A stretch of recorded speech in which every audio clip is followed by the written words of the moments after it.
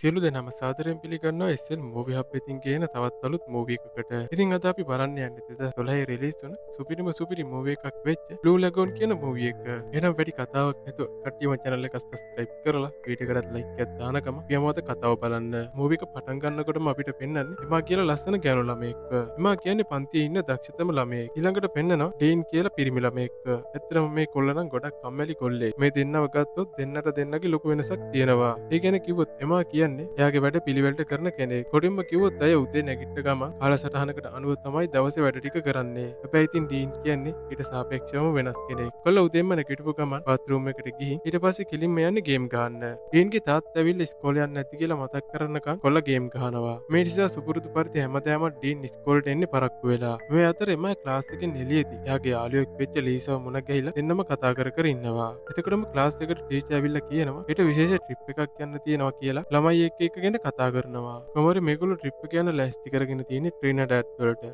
එතකොට එමා හදිසියෙම ක්ලාස් එකට එනවා. ඒ වෙලාවෙම ඩීනුත් කලබලෙන් ඇවිල්ලා ක්ලාස් එකේ වාඩි වෙනවා. මෙයාලගේ පන්තිපාර සර්ගේ නම තමයි ක්‍රිස්ටින්. සර් එතකොට මේ ළමයින්ට යන්න ඉන්න ට්‍රිප් එක ගැන ලොකු විස්තරයක් කියනවා. මේ වෙලාවේදී ලීසා කියනවා ඩීනුත් මේ ට්‍රිප් එකට යන්න සුදුසුකම් ලබලා කියලා. ඇත්තනම බලනකොට ඩීන්ගේ තාත්තට සල්ලි තියෙනවා. ඒ නිසා පගාව දීලා තමයි තමන්ගේ පුතාව මේ ට්‍රිප් එකට දාගෙන තියෙන්නේ. මේ වෙලාවේදී එතනට එනවා ස්ටීවන් කියලා කොල්ලෙක්. ඔහු එමා ගැන කැමැත්තෙන් තමයි ඉන්නේ. ඒත් එමා නම් මේ කොල්ල ගැන වැඩිය හිතන්නේ නැහැ. ඒත් ලීසා නම් කියන්නේ ඔයා මේ ට්‍රිප් එකේදී ස්ටීවන් ළඟින් ඉන්න ඕනි කියලා.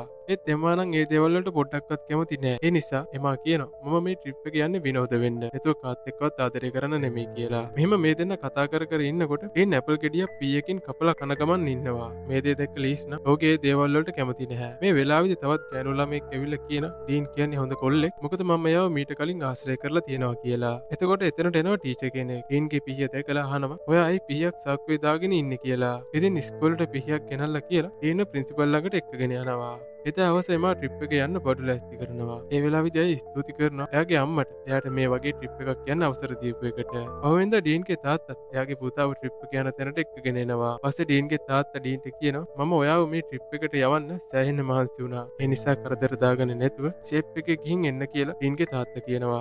ඉතින් කට්ටියම බස් එකට නගිනකොට ස්ටීවන් එමාට වීලුවක් කරනවා. ඒත් එමා නම් ස්ටීවන් සතපාකට ගණන් ගන්නේ නැහැ. කොහමරි පැය ගානක ගමනාන්තයකින් පස්සේ කට්ටිය මේගොල්ලොන්ගේ ප්ලෑන් කරපු ලොකේෂන් එකට එනවා. කට්ටියම බස් වලින් බහිනකොට මෙයාලගේ ටීචර් කියනවා ළමයි කට්ටියම එළියට ගිහින් හොඳට විනෝද වෙන්න. හැබැයි ඉතින් ඩ්‍රයිව් වෙන්න කලින් එන්න කියලාත් මේ වෙලාවේදී ටීචර් කියනවා. ඊළඟ සීන් එකේදී පෙන්වන්නේ කට්ටියම පූල් එකට ගිහින් හොඳට විනෝද වෙනවා. මේ වෙලාවේදී ස්ටීවන් දකිනවා එමා බිකිනි එකක් ඇඳගෙන පූල් එකේ ඉන්න එක. ඉතින් මේ දැකපු දේත් එක්ක ස්ටීවන්ට නම් එයාව පාලනය කරගන්න බෑ. ඒ ඩීම් නම් මේගොල්ලොන් දෙක නෙමෙයි ඉන්නේ. ඩීන් බැල්කනියේ ඉඳගෙන මේගොල්ලෝ දිහා බලාගෙන ඉන්නවා. එතකොට එමා දකිනවා ඩීන් බැල්කනිය එකේ ඉඳන් එයා දිහා බලාගෙන ඉන්න එක. එතකොටම චූන් වෙලා ඉන්න ස්ටීවන් එමාවත් පතාගෙන පූල් එකට විසි කරනවා. මේ නිසා ඒක දැකපු ඩීන් එතනින් යනවා. පහුවෙන්ද කට්ටියම එකතු වෙලා පොඩි ළමයින්ගේ පාසලක් අලුත් වැඩියා කරනවා. ඒ අතරතුර ඩීන් නම් එතන අතල් දිති ෆන් එකේ ඉන්නවා. ඉතින් මේ දේවල් දැක්ක ස්ටීවන් කියනවා මෙයා නම් අපේ මුළු ට්‍රිප් එකම විනාශ කරයි වගේ කියලා එමාට කියනවා. ඒ වැඩ ටිකත් ඉවර කරලා එදා හවස එමා එයාගේ අම්මටයි තාත්තටයි වීඩියෝ කෝල් එකක් අරගෙන කතා කර ඉන්නවා. එතකොටම එමාගේ යාළුවෙක් වෙච්ච ජෝඩි මෙතෙන්ට දුවගෙන ඇවිල්ලා කියනවා කැනු ළමයි හැමෝටම ස්ටීවන් පාටි එකකට එන්න කියලා කිව්වා. ඒ වගේම කියනවා මේ පාටි එක තියෙන්නේ ලොකු බෝට් එකක කියලා. ඒත් එමා නම් මේ පාටි එකට යන්න ලොකු ආසාවක් නැහැ. ඒත් ලීසාගේ බලකිරීම නිසා අන්තිමේදී පාටි එකට යන්න තීරණය කරනවා. ඉතින් එදා හවස එම මේ බෝට් පාටි එකට යනවා. ඒත් එමාට නම් මේක ලොකු කැමැත්තක් නැහැ. මේ වෙලාවේදී බෝට් එක ඇතුලේ ඉන්න ස්ටීවන් වෙන කෙල්ලන්ව කිස් කරන එක එමා දකිනවා. හැබැයි ඉතින් එමාට ඒක පොඩ්ඩක් විතර අවුල් යනවා. ඩීනුත් ඉතින් එතන ඉඳගෙන මේ සිද්ධිය බලාගෙන තමයි ඉන්නේ. පස්සේ ඔහු ඒ ළඟින් කියපු එමාගෙන් අහනවා ඔයා ස්ටීවන්ට කැමතිද කියලා. එතකොටම එමා කියනවා මම පොඩ්ඩක්වත් එයාට කැමති නැහැ කියලා. ඒත් එක්කම හදිස්සියෙම ආපු පොලිස් බෝට් එකකින් එලවුන්ස් කරලා කියනවා හැමෝම පොලිස් බෝට්ටුවට ඇවිල්ලා නගින්න කියලා. එතකොටම බෝට් එකේ අයින හිටපු එමා ලිස්සල මුහුදට වැටෙනවා. හැබැයි ඉතින් එමා වැටෙන එක කවුරුත් දැක්කේ නැහැ. ඒත් එමාගේ වාසනාවට වගේ ඩීන් මේ දේ දැකලා එයාත් මුහුදට පැනලා එමාව බේරගෙන පොඩි බෝට්ටුවකට නගිනවා. මේ වෙලාවේදී පොලිසියෙන් බේරෙන්න ඕනි හින්දා ඩීන් බෝට් එකේ ගැට ගහලා තිබ්බ ලණුව ලෙහෙනවා. ලණුව ලෙව්වට පස්සේ තමා දකින්නේ මේ බෝට් එකට එන්ජින් එකක් නැහැ කියලා. ඉතින් එමාට ඕන උනේ පාටි එකේ තිබ්බ බෝට්ටුවට ආයිමත් යන්න. ඒ ඩීන් කියන අපි දැන් මේ බෝට්ටුවට ගියොත් අපිව පොලිසියෙන් අල්ලගනි. ඒ නිසා පොලිසිය යනකම් අපි මෙහෙම ඉමු කියලා. ඉතින් මෙහෙම ඉන්නකොට හදිස්සියෙම කුණාටුවක් එනවා. ඒත් මේ දෙන්නට අර පාටියේ තිබ්බ බෝට්ටුවට යන්න උවමනා වුණා. ඒකට යන්න විදිහක් නැතුව තමා දැන් ඉන්නේ. හිතුවේ නැති විදියට මේ කුණාටුව දරුණු වෙලා මේ දෙන්න ඉන්න බෝට්ටුව වෙරළෙන් ඈතට ගහගෙන යනවා. පහුවෙන්ද උදේ ටීච් ඇවිල්ලා මේ ට්‍රිප් එක කැන්සල් කරනවා. මොකද කලින් දවසේ රෑ බෝට්ටුවක පාටි එකක් තිබ්බ නිසා. එතකොට ලීස් ටීචර් ඇවිල්ලා කියනවා ඊයේ පාටියෙන් පස්සේ එමා තාම ආවේ නැහැ කියලා. ඊළඟ සීන් එකේදී පෙන්වන්නේ ඩීන් වගේම එමයි දෙන්නට කොහොම හරි පුළුවන් වෙලා තියෙනවා ඒ කුණාටුවෙන් බේරෙන්න. හැබැයි ඉතින් දන්නේම නැතුව කැරිබියන් මුහුදේ පාවි තමයි ඉන්නේ. වටපිටාව බැලුවත් හැම තැනම වතුර විතරයි පේන්න තියෙන්නේ. ඔවුන් හිටපු තැනින් සෑහෙන දුරකට පාවෙලා ඇවිල්ලා. ඩීන් මේ වෙලාවේදී ෆෝන් එක චෙක් කරලා බැලුවත් ඒත් ඒ ෆෝන් එක ඇතුළට වතුර ගිහින්. ඒ නිසා එමාට කියනවා කෝල් එකක් ගන්න පුළුවන්ද කියලා. හැබැයි ඉතින් මේ දෙන්නගේ අවාසනාවට එතනට සිග්නල් නැහැ. අනිත් පැත්තෙන් ටීචර් ට්‍රිප් එකට ආපු ළමයින්ව චෙක් කරාම දැනගන්නවා ඩීනුත් අතුරුදහන් වෙලා කියලා. ඊළඟ සීන් එකේදී පෙන්වන්නේ එමා බයිනවා ඩීන්ට අපිට යන්නයි තිබ්බේ පාටියේ තිබ්බ බෝට් එකට කියලා. එතකොට ඩීන් කියනවා අපි එහෙම ගියා නම් අපිට දැන් ඉන්න වෙන්නේ පොලිස් කෝඩුවේ කියලා. එතකොටම එමා දකිනවා ඈතින් දූපතක් තියෙන එක. ඒ නිසා දෙන්නම දූපත පැත්තට හබල් ගන්නවා. මේත් එක්කම ටීචර් පොලිසියට පැමිණිල්ලක් කරනවා ඊයේ ඉඳලා ළමයි දෙන්නෙක්ව අතුරුදහන් වෙලා කියලා. ළමයි දෙන්න මොහොතේදී නැති වුණ හින්දා හොයන්න සෑහෙන අමාරු වෙයි කියලා පොලිසියෙන් මේ වෙලාවේදී කියනවා. මේ අතරතුර ඩීන්ටයි එමාටයි ගොඩක් මහන්සි වෙලා දූපතට එන්න පුළුවන් වෙනවා. ඒ නිසා ඉක්මනටම එමා ෆෝන් එක චෙක් කරලා බැලුවත් ඒත් තාම නම් ෆෝන් එකට සිග්නල් ඇත්තෙම නැහැ. ඒත් එක්කම ඩීන්ට බෝට් එකේ තිබිලා ප්ලෙයා ගන්න එකක් හම්බෙනවා. හදිස්සියේ හරි ඒක ඕනි වෙයි කියලා ඩීන් එක තියාගන්නවා. එතකොටම ඩීන්ගේ තාත්තා දැනගන්නවා ට්‍රිප් එක ගිහපු එයාගේ පුතා අතුරුදහන් වෙලා කියලා. ඒ නිසා ඔහු හොඳටම බය වෙලා ප්‍රින්සිපල්ව මුණ ගැහෙන්න ඉස්කෝලේට එනවා. ඒ වෙනකොටත් එමාගේ අම්මත් ඉස්කෝලේට ඇවිල්ලා. පස්සේ දෙන්නම මෙයාලගේ ළමයි දෙන්න අතුරුදහන් වීම ගැන ප්‍රින්සිපල්ගෙන් අහනවා. ඒත් දැනට ළමයි ගැන හරි විස්තරයක් Tamanටත් කියාගන්න බෑ කියලා ප්‍රින්සිපල් කියනවා. එතකොට එමයි ඩීන් දූපතේ ඇවිදින ගමන් කාගෙන් හරි උදව් ගන්න පුළුවන්ද කියලා බලනවා. හැබැයි ඉතින් මේ දෙන්නට ලස්සන දියැලක් නම් හම්බෙනවා. ඒ වෙලාවේදී ඩීන් ඒ දියැලට ආසෙ හිතිලා එමාට කියනවා දියැලත් එක්ක එයාගේ ෆොටෝ එකක් ගන්න කියලා. ඒත් ඒ වෙලාවේ තරහින් හිටපු එමා මට ඒක කරන්න බෑ කියලා කියනවා. පස්සේ මේ දෙන්න දූපතේ තවත් කවුරු හරි ඉන්නවද කියලා බලන්න ඕනේ නිසා කන්දක් උඩට නගිනවා. ඒත් කවුරුත් දූපතේ පේන්න නැහැ. ඒ නිසා දෙන්නම තීරණය කරනවා බීච් එකට යන්න.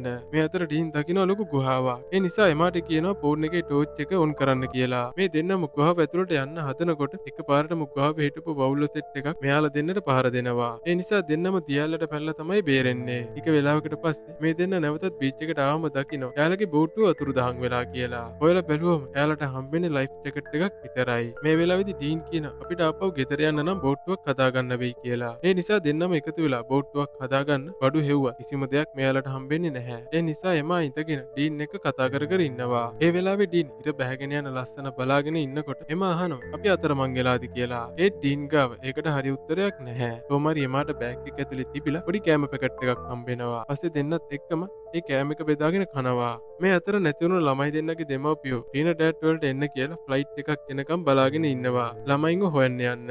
ඉතින් එදා රාත්‍රියේ උදා වුණාම එමා ඩීන් ළඟට වෙලා ඉන්නවා. මේ අතරතුර එමාට කැලෑවෙන් එක ශබ්ද වගේක් ඇහෙනවා. එතකොට ඩීන් කියනවා ඔයා ඒ දේවල් ගණන් ගන්න එපා කියලා. එතකොටම ඇය සීතලේ වෙවුලන එක දැකපු ඩීන් ඔහු තමන්ගේ ෂර්ට් එක ගලවලා දෙනවා. මේ අතර තමන්ගේ විස්තර කතා කර කර ඉන්නකොට ටික වෙලාවකට පස්සේ ඩීන්ට හොඳටම නිින්ද යනවා. ඒත් එමාට නම් එක ශබ්ද ඇහෙන නිසා හරියට නිින්ද යන්නේ නැහැ. පහුවෙනිද උදේ ඩීන් නැගිටිනකොට එමා බෙරළේ ලොකුවට SOS කියලා ලියනවා දකිනවා. මේ අතර එමා බලාගෙන ඉන්නකොට ඩීන් යනවා මුහුදේ නාන්න.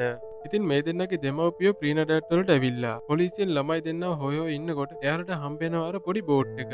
ඒත් ළමයි ගැන නම් කිසිම තොරතුරක් ලැබිලා නැහැ. මේ නිසා ඩීන්ගේ තාත්තා පොලිසියට සල්ලි දෙනවා වැඩේ ඉක්මනට කරන්න කියලා. මේ අතරතුර එමාගේ නංගි අම්මගෙන් කෝල් කරලා අහනවා එමාව හම්බුණාද කියලා. එතකොට අම්මා කියනවා තාම අක්ක ගැන හරි තොරතුරක් ලැබුණේ නැහැ කියලා. එමා වතුර ගන්න කියලා දියපාරක් ළඟට ගියාම අමුතු සද්ද වගේක් ඇහිලා බැලුවා ඒත් ළඟපාත මුකුත් පේන්න නැහැ. කොහොම හරි දෙන්නම කෑම වලට පොල් වගේම කිසිල් තමා කන්නේ. ඒ වගේම ඒගොල්ලොන්ට ඉන්න කියලා බීච් එක ළඟ පොඩි මැස්සකුත් ගහගන්නවා. ඩීන් මේ දේවල් වලට ගොඩක් මහන්සි වෙච්ච හින්දා මේ වෙලාවේ කලින්ම ඔහු නිදා ගන්නවා. එතකොට එමත් ඔහු ළඟින්ම ඇවිල්ලා ඇලවෙනවා.